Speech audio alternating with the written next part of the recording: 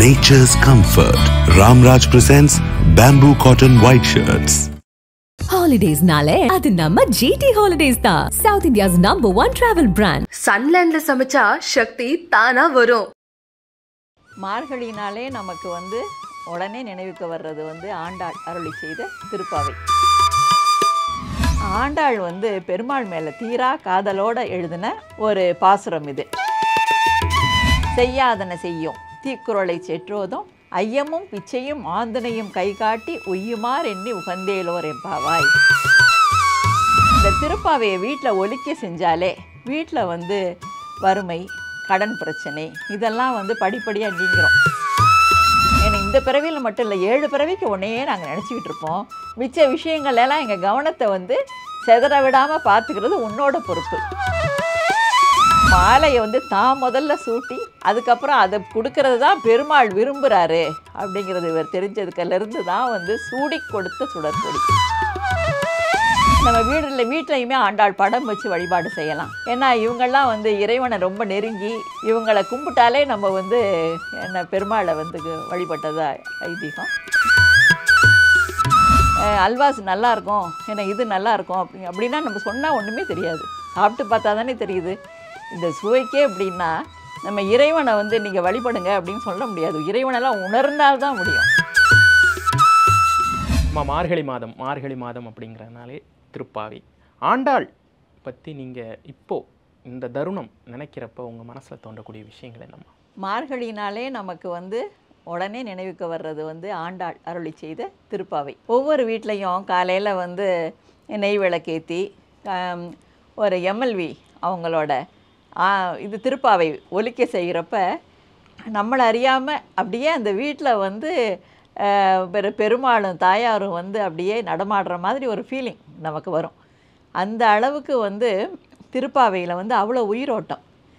என்னென்னா ஆண்டாள் பெருமாள் மேலே தீரா காதலோடு எழுதின ஒரு பாசுரம் இது. இது ஆக்சுவலாக 4000 திவ்ய பிரபந்தத்தோட ஒரு பகுதி. இதில் ஒவ்வொரு பாடலுமே அப்படியே நம்மளை அடுத்தடுத்த நிலைக்கு கொண்டு போகிற மாதிரி இருக்கும். முதல் நாள்லேருந்து கேட்டுகிட்டே வந்தோன்னா, முதல் நாள் மார்கழி திங்கள் இந்த மாதிரி அவங்களோட இது மகிமை அந்த பெருமாளோடது சொல்லிவிட்டு, ரெண்டாவது வையத்து வாழ்வீர்கள் அதில் விரதம் எப்படி இருக்கிறது, நெய்யுண்ணோம் பாலுண்ணோம் நாட்காலை நீராடி மையிட்டெழுதோம் மலரிட்டு நாம் முடியும் செய்யாதன செய்யும் தீக்குறளை செற்றோதும் ஐயமும் பிச்சையும் ஆந்தனையும் கை காட்டி உய்யுமார் எண்ணி உகந்தேலோர் எம்பாவாய். அந்த நேரத்தில் நமக்கு நெய் பால் இந்த உணவுப் பொருட்கள் மேலையெல்லாம் ஒரு நாட்டமாக இருக்க மாட்டோம். அதே சமயத்தில் மலர் அழிஞ்சிக்க மாட்டோம். செய்யாதன செய்யும், செய்யத்தகாததெல்லாம் நம்ம செய்யக்கூடாது. நல்ல தான தர்மம் செய்வோம். ஏன்னா அன்னமும் பிச்சையும் ஆந்தனையும் கை காட்டி அதெல்லாம் நாங்கள் செய்வோம். இந்த மாதிரியெல்லாம் இறைவனை நம்ம நெருங்கிறதுக்கு என்னென்ன ஒரு விரதம், அதாவது பாவை நோன்பு நோக்கிறதுக்கு நம்ம என்னென்ன எப்படி வழிபடணும் அப்படிங்கிறத அழகாக சொல்லியிருப்பாங்க. அடுத்த பாடலில் ஓங்கி உலகளந்த, சரி இந்த பாவை நோன்பெல்லாம் நோற்று நம்மெல்லாம் நம்ம விரதம் இருக்கிறப்ப நமக்கு என்னென்ன பலன்கள், நல்ல செல்வ செழிப்பு. என்ன செல்வம் செழிப்பு இருந்தால் தான் எவ்வளவு பிரச்சனைனாலும் நம்மளால் சமாளிக்க முடியும். என்ன அதனால் அந்த ஓங்கி உலகளந்த உத்தமன் பேர்பாடி அந்த பாடலில் உத்தமன் பேர்பாடி, நாங்கள் நம் பாவைக்கு சாற்றி நீராடினால் தீங்கின்றி நாடெல்லாம் திங்கள் மும்மாரி பெய்து. நல்ல மழை நல்ல மும்மாரி பெஞ்சதுனாலே நாடு நல்ல செழிப்பாகும். என்ன அதனால் நமக்கு செல்வ வளம் பெருகும்.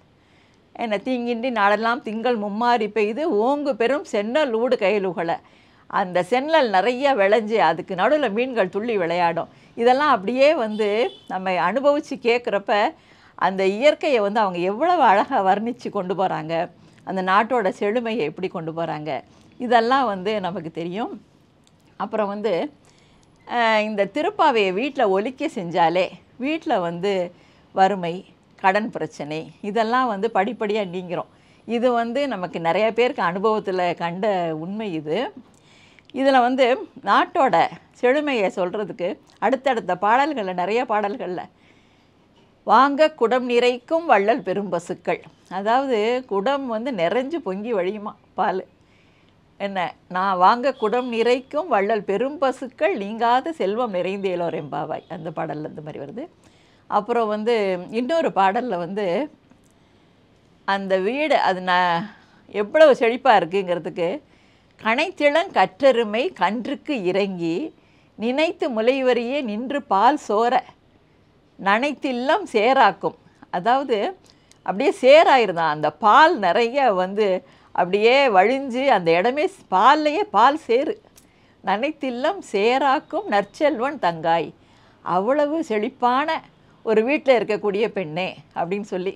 அதாவது இதில் என்னென்னா, திருப்பாவையில் வந்து கன்னி பெண்கள்லாம் வந்து என்னென்னா பக்கத்து வீடுகளில் உள்ள தோழிமார்களை எல்லாம் அப்படியே பக்கத்தில் போய் கூப்பிட்றது. ஏன்னா இப்படியே கூட்டிகிட்டு ரெண்டு பேராக அப்படியே போய் பாடல்கள் பாடி அடுத்தடுத்த பாடல்கள் பாடி இப்படியே அழைச்சிக்கிட்டு போகிறது. என்ன ஆலயத்துக்கு போய் இறைவனை. இது என்னென்னா, இது ஜீவாத்மாக்கள்லாம் ஒருத்தர் ஒரு தொடர்போடு அடுத்தவங்கள்ட்ட சொல்லி அவரோட நாராயணனோட பெருமையை அடுத்தவங்களுக்கு சொல்லி எல்லாம் இறைவனை வந்து நம்ம நெருங்கிறதுக்கு என்னென்ன வழிமுறைகளோ அதெல்லாம் அவங்க வந்து ரொம்ப அழகாக சொல்லியிருப்பாங்க. அப்புறம் வந்து ஒரு பாடல் வந்து நான் ரொம்ப எனக்கு பிடிச்சமான பாடல் ஒன்று இருக்குது. அதில் என்னென்னா, சிற்றஞ்சிறுகாலே வந்து உன்னை சேவித்துன் பொற்றா மலரடியை போற்றும் பொருள் கேளாய். என்ன நான் உன்னை வேண்டதுக்கான பொருள் என்னன்னு கேளு அப்படின்ட்டு, பெற்றம் மெய்த்துண்ணும் குலத்தில் பசுக்கள் மேய்க்கின்ற குலத்தில் பிறந்து நீ குற்றேவள் எங்களை கொள்ளாமல் போகாது, இற்றை பறைகொள்வான் அன்றுகான் கோவிந்தா. கோவிந்தா இதை கேட்டுக்க, இந்த பிறவியில் மட்டும் இல்லை, எற்றைக்கும் 7 பிறவிக்கும் உன் தொன்னோடு உற்றோமே யாவோம், உமக்கே நாம் ஆட்செய்வோம், மற்றை நம் காமங்கள் மாற்றேலோர் எம்பாவாய். அதாவது 7 பிறவிக்கும், ஏன்னா இந்த பிறவியில் மட்டும் இல்லை, 7 பிறவிக்கு உன்னையே நாங்கள் நினச்சிக்கிட்டு இருப்போம். மிச்ச விஷயங்கள்லாம் எங்கள் கவனத்தை வந்து செதற விடாமல் பார்த்துக்கிறது உன்னோட பொறுப்பு அப்படின்னு சொல்லி அவங்க ஒரு பாசுரத்தில் சொல்லுவாங்க. இதெல்லாம் நம்ம வந்து திருப்பாவை எப்படியே அனுபவித்து கேட்க நமக்கு வந்து மனசுக்குள்ளேயே நம்ம வந்து கிருஷ்ணர் அப்படியே நெருங்குற உணர்வு ஏற்படும் நமக்கு. நம்மளே வந்து நம்மளை அறியாமல் மனசு ஒன்றிடும். என்ன அதே மாதிரி எந்த செயல் செஞ்சாலும் பொதுவாக நல்லா ஆரம்பத்துலேருந்தே அப்படி தான், குழந்தையிலேருந்தே சொல்லலாம், சர்வம் கிருஷ்ணார்ப்பணம்னு சொல்லாமல் எதுவுமே செஞ்சதில்லை. அதனால் கிருஷ்ணருக்கே ஒரு இதை அர்ப்பணித்து செஞ்சோன்னா அந்த செயல் வந்து நிச்சயமாக நம்ம செய்ய வேண்டியதில்லை, கிருஷ்ணரே அதை கையில் எடுத்துக்குவார். அந்த செயலை எடுத்து அழகாக அவரே பண்ணி முடிச்சுடுவார். சூடி கொடுத்த சுடர்கொடி அப்படின்னு சொல்லிட்டு ஆண்டாளம்மாவை சொல்லுவாங்க. அந்த சூடி கொடுத்த சுடர்கொடிக்கு பின்னாடி இருக்கக்கூடிய வரலாறு என்னம்மா? ஸ்ரீவில்லிபுத்தூரில் பெரியாழ்வார் வந்து துளசி மாடத்தில் தானே இவங்களை கண்டு எடுத்தாங்க. அப்போ இந்த கோயிலில் வந்து பெருமாளுக்கு சாத்துறதுக்காக பெரியாழ்வார் வந்து தினமும் மாலை தொடுப்பார். என்ன அந்த பூக்களையெல்லாம் இந்த சிறுமி வந்து பறிச்சுக்கிட்டு வந்து பூக்களெல்லாம் கொடுத்து இவர் வந்து மாலை கட்டுவார்.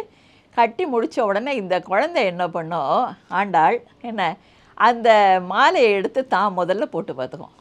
போட்டு கண்ணாடியில் பார்த்து அழகு பார்த்து இதை தான் நம்ம பெருமாளுக்கு போட போகிறோம் அப்படின்னு சொல்லி, அப்புறம் வந்து அதெல்லாம் அவங்க அப்பாவுக்கு அது தெரியாது, அது அப்படியே வச்சிடும் கூடையில். இவர் கொண்டு போய் சாத்துவார்.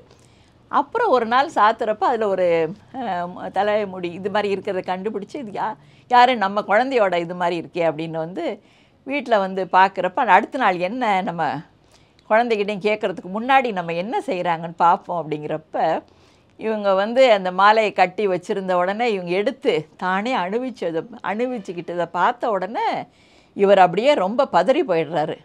என்ன காரியம் செஞ்ச நீ, நான் பெருமாளுக்கு சாத்த போன மாலையை வந்து நீ வந்து முதல்ல போடலாமா அப்படி இப்படின்னு சொல்லிட்டு இவருக்கு ரொம்ப கடிஞ்சிக்கிறாரு.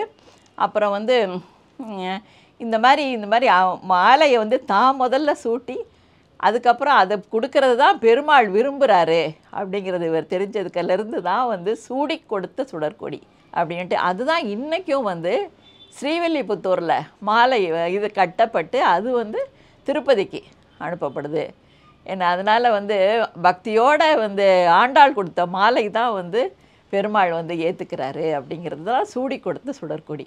அவங்க வந்து ஒவ்வொரு பாடல்கள் எழுதுகிறப்பையும் வந்து அனுபவித்து எழுதியிருப்பாங்க.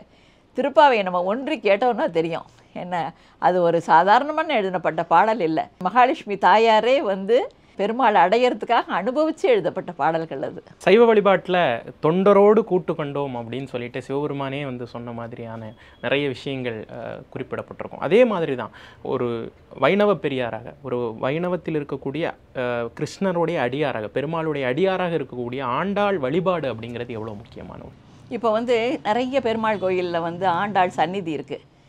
என்ன அங்கே நம்ம வந்து இந்த திருப்பாவையை அருளி செய்த ஆண்டாள் சந்நிதி, ஆண்டாள் வந்து என்ன மகாலட்சுமி அம்சம் தான். அதனால் அவங்கள வந்து நம்ம வழிபடுறது ரொம்பவே அவசியம்.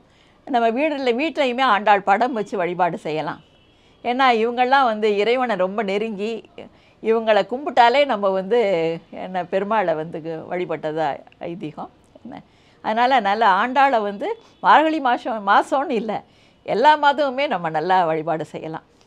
அதுவும் தினம் நித்தியப்படி பூஜை அப்போ கூட நம்ம இந்த ஓங்கி உலகளந்த பாடல் இருக்குல்ல, அதை நம்ம சொன்னோன்னா நமக்கு நிச்சயமாக வீட்டில் நீங்காத செல்வம் எப்போயும் நிறைஞ்சிருக்கும் அப்படிங்கிறது ஐதீகம். அதை நம்ம அழகாக சொல்லலாம். அந்த பாடலையும் சிற்றஞ்சிருக்காலே அந்த பாடலையும் நம்ம வந்து இது நித்தியப்படி பூஜையை இப்போ கூட சொல்லிக்கலாம். நம்ம எல்லா நாளுமே இறைவன் நம்மளோட கலந்து இருக்கிறார்ல, நம்ம அதனால் நம்ம எல்லா நாளுமே வழிபாடு அழகாக செய்யலாம். திருப்பாவை அப்படிங்கிற அதனுடைய சாராம்சத்தை நீங்கள் வந்து சொன்னீங்க. இதுக்கு நிறைய பேர் இப்போது இன்னைக்கு வரைக்கும் லைஃப் டைம் எக்ஸாம்பிள்ஸ் எல்லாம் அதிலிருந்து எடுத்துக்கிறாங்க. இப்போ நீங்கள் சொன்னீங்க இந்த மாதிரி பால் வந்து நிறைஞ்சு வழிஞ்சு அப்படியே ஓடிச்சுங்கிறப்ப அப்போவே வெண்மை புரட்சி எல்லாம் பற்றி அந்த அம்மா சொல்லியிருக்காங்க அப்படிங்கிறது வந்து ரொம்ப ஆச்சரியப்படக்கூடிய ஒரு விஷயம். திருப்பாவை என்றைக்கும் நிற்கக்கூடிய ஒரு இலக்கியம் அப்படிங்கிறதுக்கான விஷயங்கள் பற்றி நீங்கள் கொஞ்சம் சொல்லுங்களேன். இந்த மாதிரி இலக்கியங்கள்லாங்க இப்போ நம்மளே பார்க்கலாங்க. இது 8ஆம் நூற்றாண்டில் வந்தது. 8ஆம் நூற்றாண்டில் தாண்டி 10, 15 எல்லா நூற்றாண்டு தாண்டி இப்போ நம்ம எங்கேயோ போயிட்டுருக்கு. இப்போவும் வந்து வீடுக்கு மார்கழின்னா கோயில்கள்லையும் சரி வீட்லேயும் சரி இதெல்லாம் நம்ம நடைமுறையிலேயே பார்க்குறோம். இது வந்து காலத்துக்கு நிற்கக்கூடிய காப்பியம் இதெல்லாம். ஏன்னா எப்பயுமே வந்து இப்போ சாதாரண பாடல்களை விட இறைவனோட ஒன்றின பாடல்கள், அதாவது சாதம்ங்கிறது இறைவனுக்கு நைவேத்தியம் செய்கிறப்ப பிரசாதம் ஆகிடுது, தண்ணிங்கிறதுக்கு இறைவனுக்கு நைவேத்தியம் செய்கிறப்ப தீர்த்தம் ஆகிடுது. அது மாதிரி பாடல்கள்லாம் இறைவனுக்கு நைவேத்தியம். அதாவது இதெல்லாம் வந்து ஆண்டாள் செய்த நைவேத்தியம். இதெல்லாம் வந்து என்றைக்குமே எப்போவுமே காலகாலத்துக்கு நிற்கக்கூடிய பாடல் இதெல்லாம். அதெல்லாம் நம்ம சொல்லி தினமே நம்ம வழிபட்டு பார்த்தோன்னா நம்ம வாழ்க்கை தரம் வந்து கொஞ்சம் கொஞ்சமாக உயர்றதை நம்மளே உணரலாம். இப்போ வந்து இறைவனை வந்துங்க நம்ம வந்து அல்வாஸ் நல்லாயிருக்கும், ஏன்னா இது நல்லாயிருக்கும் அப்படின்னா நம்ம சொன்னால் ஒன்றுமே தெரியாது. சாப்பிட்டு பார்த்தா தானே தெரியுது. இந்த சுவைக்கே அப்படின்னா நம்ம இறைவனை வந்து நீங்கள் வழிபடுங்க அப்படின்னு சொல்ல முடியாது. இறைவனெல்லாம் உணர்ந்தால்தான் முடியும். அது வந்து எப்படி உணர முடியும்னா இந்த மாதிரி பாடல்களெல்லாம் நம்ம மனசு ஒன்றி நம்ம ஆத்மாவை நிவேதனமாக செஞ்சு நம்ம ஆத்மாவையே அவருக்கு சமர்ப்பித்து வேண்டணும். அப்போ தான் வந்து நமக்கு வந்து அந்த இறை அருள் கிடைக்கும். நம்ம வேண்டதை விட அவர் நம்மளை கண்ணெடுத்து பார்க்கணும்.